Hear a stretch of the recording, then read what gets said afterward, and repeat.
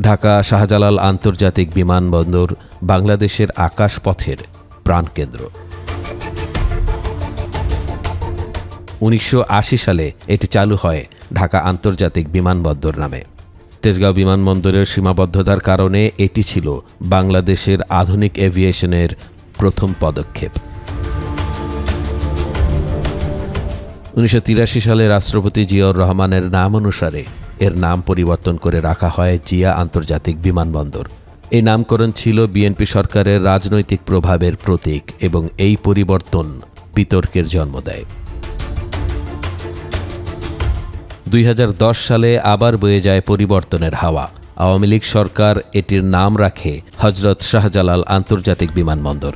এটা কি সুফি সাধক শাহজালালের প্রতি শ্রদ্ধা নাকি নিছক বিরোধী দলের প্রতি আঘাত?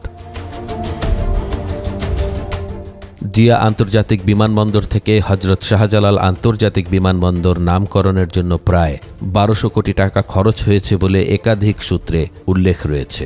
এই নাম পরিবর্তন নিয়ে জনমনে মিশ্র প্রতিক্রিয়া দেখা যায়।